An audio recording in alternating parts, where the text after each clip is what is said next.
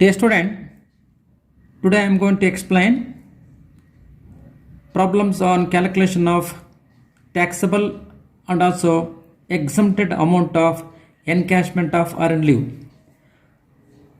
I told you in the earlier, for the purpose of calculation of taxable as well as exempted amount of encashment of earned leave, employees may be broadly classified into two. Number one, government employees. Number two, non-government employees. In case of government employees, whatever may be the encashment of earned leave received by such an employee in service is fully taxable.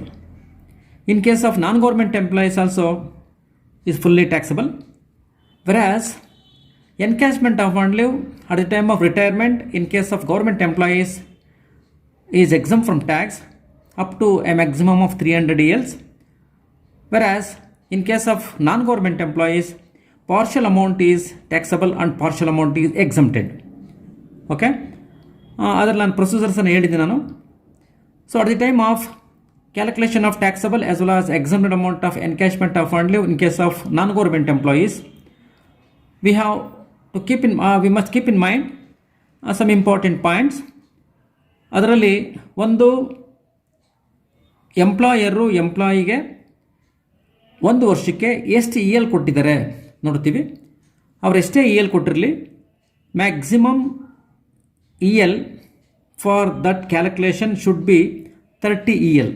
ಅಂದರೆ ಅವರು employer 30 ಕೊಡಲಿ, 35 ಕೊಡಲಿ, 45 ಕೊಡಲಿ ಒಂದು ವರ್ಷಕ್ಕೆ ಎಂಪ್ಲಾಯಿಗೆ ನಾವು ಲೆಕ್ಕಕ್ಕೆ ತೊಗೊಳೋದು 30 ಇ ಎಲ್ ಮಾತ್ರ. ಅದೊಂದು ಫಸ್ಟ್ ಲೆಕ್ಕ ಹಾಕ್ಕೊಂತೀವಿ.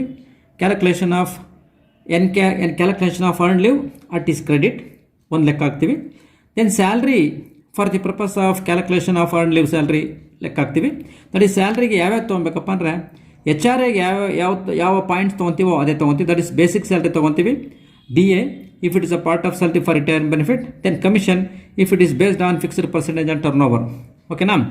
ಈ ಪಾಯಿಂಟ್ಸನ್ನು, ಪ್ರಮುಖವಾದ ಪಾಯಿಂಟ್ಸನ್ನು ಗಮನಿಸಿ ಪ್ರೊಸೀಜರ್ಗೆ ಬರ್ತೀವಿ. Procedure for the calculation of taxable as well as exempted amount of encashment of earned leave in case of non-government employees. ಒಂದು ನಾನು ಆಗಲೇ ಡಿಸ್ಕಸ್ ಮಾಡಿದ್ದೀನಿ. Actual amount of E L salary received less least of the following 4 point ಬರ್ತವೆ. ಅದರಲ್ಲಿ number 1, actual amount of E L salary received ತೊಗೊತೀವಿ. Or 10 month salary based on average salary ಮೇಲೆ 10 month salary ತೊಗೊತೀವಿ. Then E L salary on the basis of E L at is credit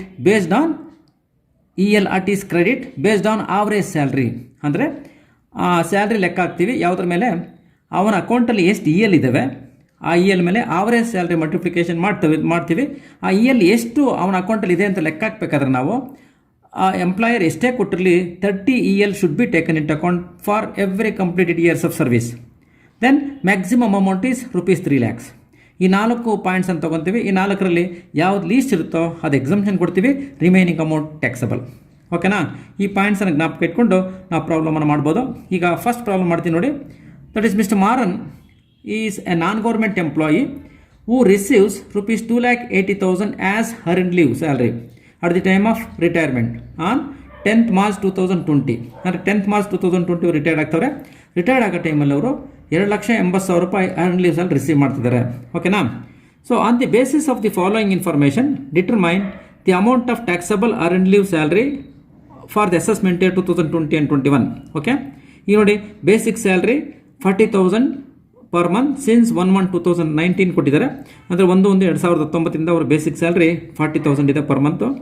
duration of service is 16 years and 4 months.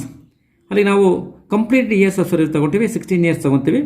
Then leave at the credit of an employee at the time of retirement is 7 months. ಅಂದರೆ ಅವನ retirement ಟೈಮಲ್ಲಿ ಅವನ ಅಕೌಂಟಲ್ಲಿ 7 months ಇದೆ ಅಂತ ಹೇಳ್ತಿದ್ದಾರೆ.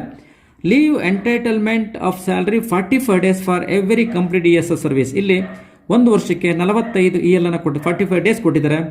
ಈಗ ನಾವು ಲೆಕ್ಕಕ್ಕೆ ತೊಗೊಂಡಿವಿ 45 ಡೇಸ್ ತೊಗೊಳಲ್ಲ 30 ಡೇಸ್ ಆಫ್ ಇ ಎಲ್ ತೊಗೊತೀವಿ. Okay, next leave availed while in service is 17 months. ಅಂದರೆ ಲೀವು ಎಷ್ಟು ಖರ್ಚು ಮಾಡ್ಕೊಂಡಿದ್ದಾರೆ ಇನ್ ಸರ್ವಿಸಲ್ಲಿ, ಅಲ್ಲಿಗೆ 17 ಮಂತ್ಸ್ ಅವರು ಖರ್ಚು ಮಾಡ್ಕೊಂಡಿದ್ದಾರೆ. ಓಕೆನಾ, ಇಷ್ಟು ಇನ್ಫಾರ್ಮೇಷನ್ ಕೊಟ್ಟಿದ್ದಾರೆ. ಇಷ್ಟು ಇನ್ಫಾರ್ಮೇಷನ್ ಕೊಟ್ಬಿಟ್ಟು calculate the taxable as well as exempted amount of encashment of earned leave ಅಂತ ಹೇಳಿದ್ದಾರೆ. ಈಗ ನಾವು ಲೆಕ್ಕ ಹಾಕೋಣ. ಫಸ್ಟ್ ನೀವೇನು ಮಾಡಬೇಕಪ್ಪ ಅಂದರೆ calculation of leave at is credit on the basis of 30 EL per year. ಅಂದರೆ ಎಂಪ್ಲಾಯರ್ ಎಷ್ಟೇ ಇ ಎಲ್ ಅವನು ಗ್ರಾಂಟ್ ಕೊಟ್ಟಿದ್ರು ಸಹ as per the income tax rules ಒಂದು ವರ್ಷಕ್ಕೆ ಒಬ್ಬ ಎಂಪ್ಲಾಯಿಗೆ ಮ್ಯಾಕ್ಸಿಮಮ್ 30 ELs ಮಾತ್ರ ಕೊಡ್ತೀವಿ. 30 ಡೇಸ್ ಅಂದರೆ 30 ಡೇಸ್ ಇ ಎಲ್ ಕೊಡ್ತೀವಿ. 30 ಡೇಸ್ಗಿನ ಮೇಲೆ ಕೊಟ್ಟರು ಸಹ ನಾವು ಲೆಕ್ಕಕ್ಕೆ ತೊಗೊಳಲ್ಲ. ನಂಬರ್ ಆಫ್ ಕಂಪ್ಲೀಟ್ ಇಯರ್ಸ್ ಸರ್ವಿಸ್ಗೆ ಒಂದು ವರ್ಷಕ್ಕೆ 30 EL ಪ್ರಕಾರ ಎಷ್ಟು ಇರ್ತವೆ ಅಂತ ಲೆಕ್ಕ ಹಾಕ್ತೀವಿ. ನೋಡಿ ಇಲ್ಲಿ ಅದ್ರ ಪ್ರಕಾರ ಲೆಕ್ಕ ಹಾಕ್ತೀವಿ. Number of years of service 16 years, ಅಂದರೆ ಫ್ರ್ಯಾಕ್ಷನ್ಸ್ ಆಫ್ ಸರ್ವಿಸ್ ತೊಗೊಳಲ್ಲ. ಅಲ್ಲಿಗೆ 16 ಇಯರ್ಸ್ಗೆ ಎಷ್ಟು ಬರುತ್ತೆ? 16 ಮಂತ್ಸ್ ಬರುತ್ತೆ. ನೋಡಿ, ಒಂದು ತಿಂಗಳಿಗೆ ಒಂದು ವರ್ಷಕ್ಕೆ 30 ಡೇಸ್ ಅಂತಂತಂದರೆ ದಟ್ ಈಸ್ 480 ಡೇಸ್ ಬರ್ತದೆ. 480 ಡೇಸ್ ಡಿವೈಡ್ ಬೈ 30 ಮಾಡಿಕೊಂಡ್ರೆ ನಮಗೆ 16 ಮಂತ್ಸ್ ಬಂತು. ನೀವು ನೇರವಾಗಿ ಹಾಕ್ಬೋದು. 16 ಇಯರ್ಸ್ಗೆ ಒಂದು ವರ್ಷಕ್ಕೆ ಒಂದು ತಿಂಗಳು ಇ ಎಲ್ ಕೊಟ್ಟರೆ ಅಲ್ಲಿಗೆ 16 ಮಂತ್ಸ್ ಬರುತ್ತೆ. ಓಕೆನಾ, less leave availed while in service. ಈ ಇ ಎಲ್ ಅಲ್ಲಿ ಲೀವ್ ಅವನು ಸರ್ವಿಸಲ್ಲಿದ್ದಾಗ ಎಷ್ಟು ಇ ಎಲ್ನ ಖರ್ಚು ಮಾಡ್ಕೊಂಡಿದ್ದಾನೆ, ಅಲ್ಲಿಗೆ ಎಷ್ಟು ನಿಮ್ಗೆ ಗೊತ್ತಿದೆ. ಪ್ರಾಬ್ಲಮಲ್ಲಿ 17 ಮಂತ್ಸ್ ಖರ್ಚು ಮಾಡ್ಕೊಂಡಿದ್ದೆ. ಅಲ್ಲಿಗೆ ನಮ್ಮ ಅಕೌಂಟ್ ಬರೋದೇ 16 ಮಂತ್ಸು. ಖರ್ಚು ಮಾಡ್ಕೊಂಡ್ರೆ 17 ಮಂತ್ಸ್ ಅಂದರೆ ಅವನ ಅಕೌಂಟಲ್ಲಿ 0 ಇರುತ್ತೆ. ನಿಲ್ ಅಂದರೆ ನೆಗೆಟಿವ್ ವ್ಯಾಲ್ಯೂ ಬಂದಾಗ ಲೀವ್ ಅಟ್ ಈಸ್ ಕ್ರೆಡಿಟ್ ನಾವು ನಿಲ್ ತೋರಿಸ್ತೀವಿ. ಯಾಕೆ ನೆಗೆಟಿವ್ ವ್ಯಾಲ್ಯೂ ಬಂದಾಗ ಇನ್ಕಮ್ ಟ್ಯಾಕ್ಸ್ ಡಿಪಾರ್ಟ್ಮೆಂಟಲ್ಲಿ ಇನ್ಕಮ್ ಟ್ಯಾಕ್ಸ್ ಗೈಡ್ಲೈನ್ಸ್ ಪ್ರಕಾರ ನೆಗೆಟಿವ್ ಇನ್ಫಾರ್ಮೇಷನ್ ತೋರಿಸಲ್ಲ ನಾವು, ದಟ್ ಈಸ್ ನಿಲ್ ಇನ್ಫಾರ್ಮೇಷನ್ ತೋರಿಸ್ತೀವಿ. ಓಕೆನಾ, this is leave at is credit, that is nil ಬಂತು. ನೆಕ್ಸ್ಟ್ ಎರಡನೇ calculation leave at the time of retirement. ಅಂದರೆ ಲೀವು ರಿಟೈರ್ಮೆಂಟ್ ಟೈಮಲ್ಲಿ ಎಷ್ಟು ಅವನು ಸ್ಯಾಲ್ರಿ ತೊಗೊತಿದ್ದಾನೆ ಅಂತ ಲೆಕ್ಕ ಹಾಕ್ಬೇಕಾದ್ರೆ ನಮಗೆ ಬೇಸಿಕ್ ಸ್ಯಾಲ್ರಿ, DA ಮತ್ತು ಕಮಿಷನ್ ಎಲ್ಲ ಇದ್ದರೆ ನಾವು salary at the time of retirement ಲೆಕ್ಕ ಹಾಕಬೇಕು. ಈ ಪ್ರಾಬ್ಲಮಲ್ಲಿ 40,000 ಪರ್ ಮಂತ್ ಕೊಟ್ಬಿಟ್ಟಿದ್ದಾರೆ. ಒಂದೇ ಇನ್ಫಾರ್ಮೇಷನ್ ಕೊಟ್ಟಿರಿಂದ that itself is a salary at the time of retirement. ಅದೇ ನಮಗೆ ಆವರೇಜ್ ಸ್ಯಾಲ್ರಿನೂ ಆಗುತ್ತೆ. ಯಾಕಂದರೆ ಈ 40,000 ಇಂಟು 10 ಮಾಡ್ಕೊಂಡು ಡಿವೈಡ್ ಬೈ 10 ಮಾಡ್ಕೊಂಡ್ರು ಸಹ ಅಷ್ಟೇ ಬರುತ್ತೆ. ಹಾಗಾಗಿ 40,000 is salary at the time of retirement as well as average salary ಹೋಗುತ್ತೆ. ಈ ಎರಡು ಇನ್ಫಾರ್ಮೇಷನ್ ನೀವು ಲೆಕ್ಕ ಹಾಕ್ಕೊಂಡು ಆಮೇಲೆ ನಾವು ಪ್ರಾಬ್ಲಮ್ ಮಾಡೋಕ್ಕೆ ಹೋಗ್ತೀವಿ. ನೋಡಿ, ಪ್ರಾಬ್ಲಮ್ ಇಲ್ಲಿದೆ ನೋಡಿ. That is calculation of taxable and exempted amount of EL of mister Maran for the assessment year 2020-21. As procedure ಇಲ್ಲೇ ಇದೆ ನೋಡಿ. Actual amount of EL or received is 2,80,000 as stated in the problem. Less least of the following on that 4 items. Actual EL salary received is as usual 2,80,000 rupees or 10 month salary based on average salary. ಈಗ average salary ಎಷ್ಟು ಕೊಟ್ಟಿದೆ? 40,000 per month ಅಲ್ವಾ? ಅಲ್ಲಿಗೆ 40,000 into 10 months ಅಂತಂದರೆ that is 4 lakhs. Okay, next or EL salary on the basis EL salary on the EL at is credit based on average salary. ಈಗ ಅವನ ಅಕೌಂಟಲ್ಲಿ ಎಷ್ಟು EL ಇದೆ ಅದ್ರ ಮೇಲೆ ನಾವು ಆವರೇಜ್ ಸ್ಯಾಲ್ರಿನ ಮಲ್ಟಿಪ್ಲಿಕೇಶನ್ ಮಾಡಿದ್ರೆ ಎಷ್ಟು ಬರುತ್ತೆ ಅಷ್ಟು ತೊಗೊತೀವಿ.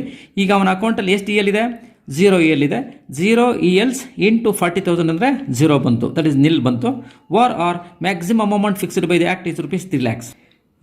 ಇದಾದಮೇಲೆ ಈ 4 ಐಟಮ್ಸ್ ಇದೆ ನೋಡಿ. 4 ಐಟಮ್ಸಲ್ಲಿ ಲೀಸ್ಟ್ ಯಾವುದಿದೆಯೋ, ಇದರಲ್ಲಿ least is 0, that is nil. Nil is the list.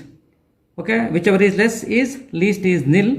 So ನಿಲ್ಲನ್ನು ನಾವು ಎಕ್ಸಮ್ಷನ್ ಕೊಡ್ತೀವಿ, ದಟ್ ಈಸ್ ನಿಲ್ ಎಕ್ಸಮ್ಷನ್. ಆದರೆ the actual amount of EL salary received is 2,80,000. Exempted amount is nil. The taxable amount is 2,80,000 rupees. Okay na? This is the taxable amount of EL salary. Okay, right.